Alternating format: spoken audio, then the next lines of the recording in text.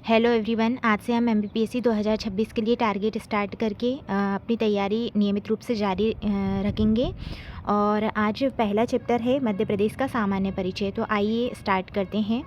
MP का सामान्य परिचय, मध्य प्रदेश का सामान्य परिचय, ये बुक है एमपी परीक्षा धाम की और यहाँ से 100% आने की संभावना होती है। यहाँ से आपकी 4 यूनिट कवर होंगी, एमपी की history, MP geography, MP polity और एमपी इकोनॉमिक्स।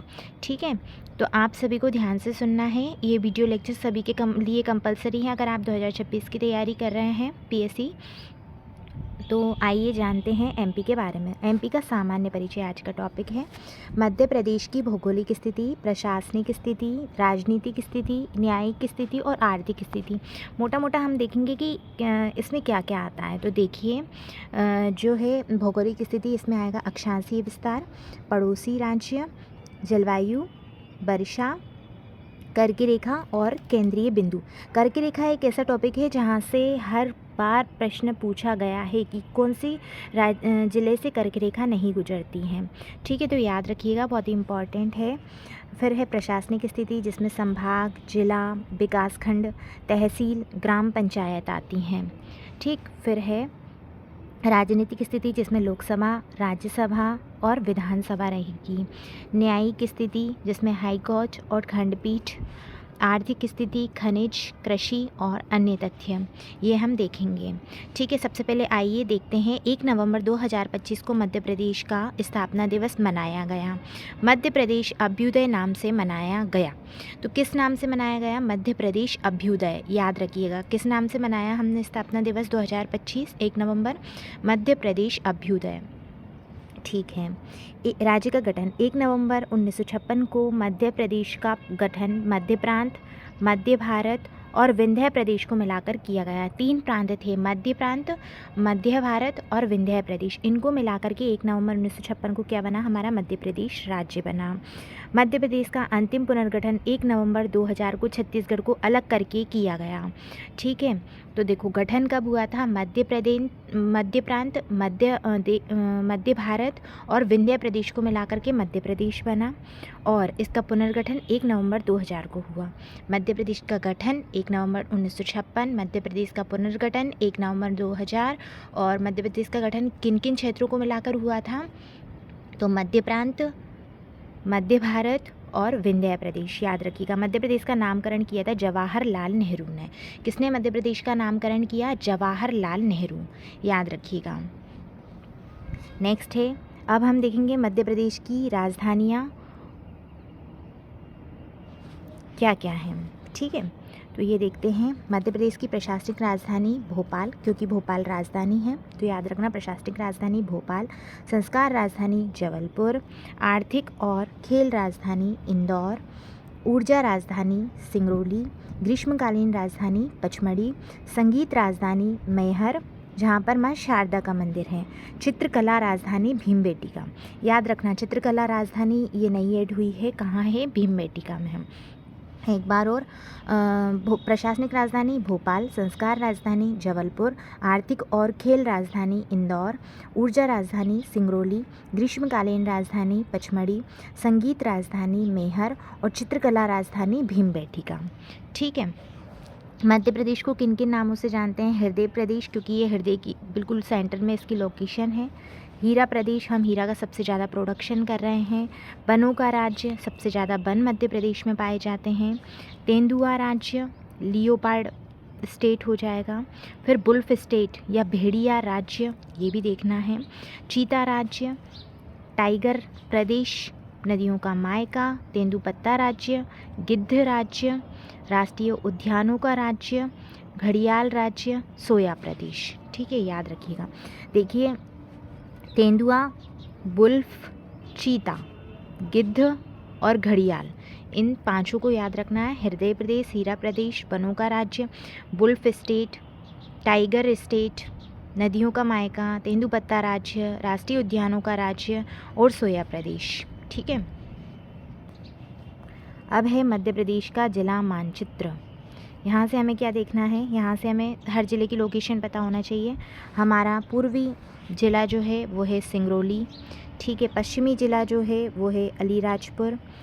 उत्तरी ज़िला जो है वो है मुरैना जो सरसों उत्पादन करता है, और हमारा दक्षिणी ज़िला वो है बुरहानपुर, याद रखिएगा। ठीक है, कहीं कहीं पे बालाघाट भी बताते हैं, लेकिन आपको बुरहानपुर याद रखना है। मध्य प्रदेश के प्रतीक चिन्ह, राजकीय पशु बारहसिंघा। बारहसिंघा, देखो पशु देखना है हमें, बारहसिंघा, जिसके 12 सिंह हैं वो हमारा पशु है, राजकीय पशु। इसका नाम है वैज्ञानिक रुसबर्स दुबाऊ-सेली। रुसबर्स दुबाऊ-सेली, इसकी 2 शैली हैं, ऐसे याद रख लेना, बारहसिंघा, 12 सिंह और 2 शैली, तो नाम हो जाएगा रुसबर्स दुबाऊ-सेली, और पशु क्या है, बारहसिंघा। ब्रेडरी प्रजाति या सर्विडी प्रजाति का है। कौन सी प्रजाति, ब्रेडरी या सर्विडी प्रजाति। कहाँ पाया जाता है, कान्हा किसली राष्ट्रीय उद्यान मंडला और बालाघाट में। इसको घोषित किया था 1981 में। 2017 में कान्हा राष्ट्रीय उद्यान ने भूर सिंह द बारहसिंघा के नाम से अपना शुभंकर भी इसके नाम से बना दिया। ठीक है, तो पशु क्या है, बारहसिंघा। ठीक है, फिर इसका वैज्ञानिक नाम क्या हो जाएगा, रुसबर्स दुबाऊ-सेली, याद रखना। कहाँ पाया जाता है, कान्हा किसली राष्ट्रीय उद्यान मंडला बालाघाट में। कब घोषित किया गया, 1981 में, और 2017 में इसे कान्हा का शुभंकर जारी कर दिया गया था। ठीक है, नेक्स्ट है सफ़ेद लिली, लिलियम कैंडिमम, इसका नाम है लिलियम कैंडिमम। ये लिलिएसी प्रजाति की है, कुल की है, और संपूर्ण मध्य प्रदेश में पाई जाती है। तो पुष्प हो गया सफ़ेद लिली, पशु हो गया बारहसिंघा। नेक्स्ट है राजकीय पक्षी। राजकीय पक्षी हो जाएगा पैराडाइज दूधराज। दूधराज राजकीय पक्षी है। पैराडाइज फ्लाई कैचर या साहा बुलबुल इसका नाम है, पैराडाइज फ्लाई कैचर या साहा बुलबुल।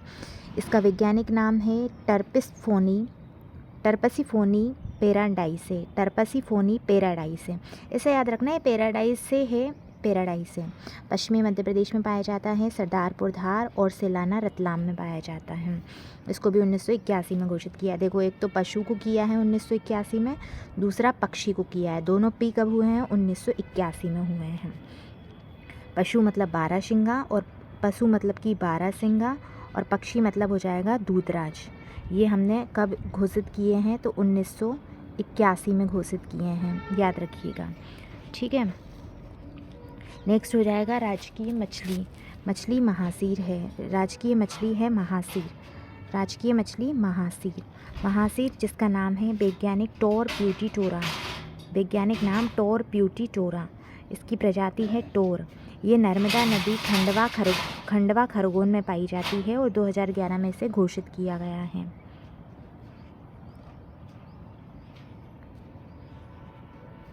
2011 में इसे घोषित किया गया था।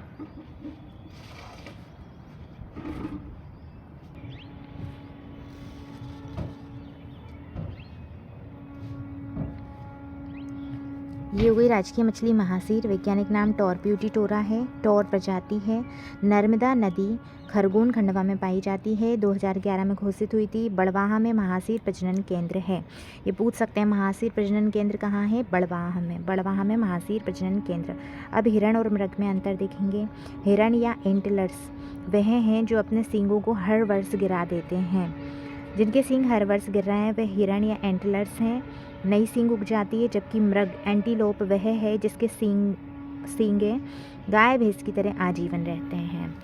ठीक है, तो हिरण क्या हो जाएंगे, जो हर वर्ष अपने सींग गिरा रहे हैं फिर दोबारा आ जाते हैं, और मृग जो होते हैं वो होते हैं जिनके सींग हमेशा बने रहते हैं।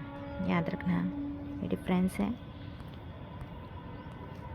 राजकीय वृक्ष बरगद, राजकीय वृक्ष बरगद, इसका नाम है फाइकस पेनगेलेंसिस, फाइकस पेनगेलेंसिस। प्रजाति है फाइकस। कौन सी प्रजाति, फाइकस, फाइकस पेनगेलेंसिस फाइकस। संपूर्ण मध्य प्रदेश में पाए जाते हैं। घोषित वर्ष 1981 है, याद रखना। 1981 हमने क्या पढ़ा, एक तो था राष्ट्रीय पशु बारहसिंघा, राष्ट्रीय पक्षी दूधराज, राजकीय पशु बारहसिंघा, राजकीय पक्षी दूधराज, और राजकीय वृक्ष हो जाएगा जो बरगद है उनका 1981 याद रखना है हमें घोषित वर्ष। ठीक है, अब मध्य प्रदेश का पहला बरगद पार्क इंदौर के बड़गोंदा में बनाया गया। बड़गोंदा एक जगह है इंदौर की। इंदौर के बड़गोंदा में बनाया गया राजकीय वृक्ष जो बरगद का पार्क है। तो मध्य प्रदेश का पहला बरगद पार्क इंदौर के बड़गोंदा में बनाया गया। जबकि हमने देखा था महासीर प्रजनन केंद्र कहाँ बनाया हमने, तो वो बनाया था हमने बड़वाह में, और ये बड़गोंदा में बनाया इंदौर में बरगद का पार्क। राजकीय फल हो जाएगा आम। मैंगीफेरा इंडिका संपूर्ण मध्य प्रदेश में पाया जाता है। इसको नूरजहाँ अलीराजपुर ज़िला, सुंदरजा रीवा ज़िला इसकी प्रजातियां हैं। तो नूरजहाँ आम अलीराजपुर में और सुंदरजा रीवा में पाया जाता है। मध्य प्रदेश आम अनुसंधान केंद्र रीवा के गोविंदगढ़ में है। तो आम से रिलेटेड हो गया नाम मैंगीफेरा इंडिका। पूरे मध्य प्रदेश में 2 प्रजाति है, सुंदरजा रीवा में और नूरजहाँ अलीराजपुर में। पूछ सकते हैं नूरजहाँ किसकी प्रजाति है, तो आम की है। मध्य प्रदेश आम अनुसंधान केंद्र रीवा के गोविंदगढ़ में है। नेक्स्ट है राजकीय खेल है मलखंभ। मलखंभ 2013 में घोषित किया गया। मलखंभ 2013 में घोषित किया गया। जबकि हमने मछली देखी थी, राजकीय मछली महासीर, उसे हमने कब किया था, 2011 में घोषित किया था। मलखंभ को हमने 2013 में घोषित किया है मलखंभ, ठीक है, याद रखिएगा। फिर मालवा में पाया जाता है ये, मतलब मालवा में खेला जाता है। मालवा में विशेष तौर पर उज्जैन में हमें मलखंभ के लिए याद रखना है।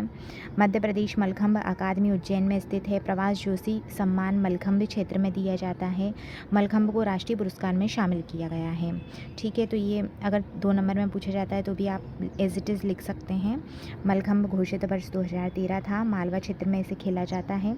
अकादमी उज्जैन में है। प्रवास जोशी मलखंभ के क्षेत्र में दिया जाता है और राष्ट्रीय पुरस्कार में अभी से शामिल कर दिया गया है। नेक्स्ट है राजकीय फसल सोयाबीन। ये लेग्यूमिनेसी प्रजाति की है, लेग्यूमिनेसी कुल की है। किस कुल की है, लेग्यूमिनेसी। इसका वानस्पतिक नाम है ग्लाइसिन मैक्स। इसकी किस्में हैं समृद्धि, प्रसाद, प्रतिकार, अहिल्या और अलंकार। समृद्धि, प्रसाद। देखो, अहिल्या भगवान शिव की पूजा करती थी, वे प्रसाद चढ़ाती थी, तो उनके पास समृद्धि आई। उन्हें पूरे उसमें अलंकृत किया गया अपने कामों के लिए, और उन्होंने प्रतिकार मतलब किसी की भी अगेंस्ट में वो नहीं रही। तो ऐसे याद रखेंगे, अहिल्या, प्रसाद, समृद्धि, प्रतिकार और अलंकार सोयाबीन की प्रजाति हैं। मालवा में पाई जाती है। मध्य प्रदेश में सोयाबीन का उत्पादन देवास जिले से प्रारंभ किया गया था। ये प्रश्न पीएससी में पूछा गया है, MPPSC 2024 में, कि जो मध्य प्रदेश है वहाँ पे सोयाबीन का उत्पादन कहाँ से प्रारंभ हुआ, तो ये हुआ देवास जिले से मध्य प्रदेश में सोयाबीन का उत्पादन प्रारंभ किया गया, याद रखना है। ऑरेंज ऑकलीफ, कल्लीमा इनाचिस, डेड लीफ बटरफ्लाई, इसका नाम है कल्लीमा इनाचिस डेड लीफ बटरफ्लाई इसे कहते हैं, ऑरेंज ऑकलीफ को।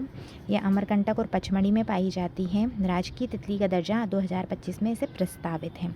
तो हम याद रखेंगे कल्लीमा इनाचस नाम है, ऑरेंज ऑकलीफ, डेड लीफ बटरफ्लाई भी कहते हैं, अमरकंटक पचमढ़ी में पाई जा रही है और राजकीय तितली का दर्जा प्रस्तावित है 2025 के लिए, ठीक है। अब है राजकीय नाट्य माच मालवा में किया जाता है। मालवी लोक जीवन पर आधारित है। माच के कलाकार हैं सिद्धेश्वर सेन और ओम प्रकाश शर्मा। राजकीय नृत्य हो जाएगा राई। देखो, माच में हमें याद रखना है सिद्ध हुए हैं, एक ओम हुए हैं, तो सिद्धेश्वर सेन और ओम प्रकाश शर्मा हो जाएंगे माच के। मालवा क्षेत्र में राई राजकीय नृत्य हो जाएगा राई बुंदेलखंड में। मृदंग वाद्य यंत्र के साथ तेज गति से बेड़िया जाति द्वारा किया जाता है। किस जाति द्वारा, बेड़िया। कौन सा यंत्र, मृदंग, और कहाँ पे, बुंदेलखंड में, जबकि माच मालवा में हो रहा है।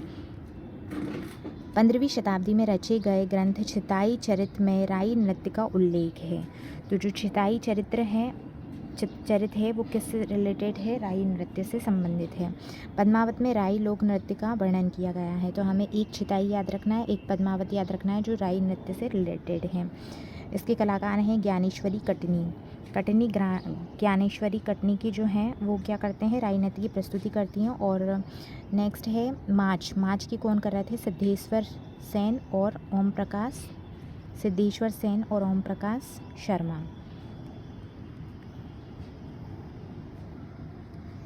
सागर जिले के राम सहाय पांडे पद्मश्री सम्मानित राई नर्तक का निधन 8 अप्रैल 2025 को हो गया। 2025 में इनका वो हुआ है निधन। तो इस पूछ सकते हैं कि जो राम सहाय पांडे हैं वो किससे संबंधित हैं, तो याद रखना राई से संबंधित हैं।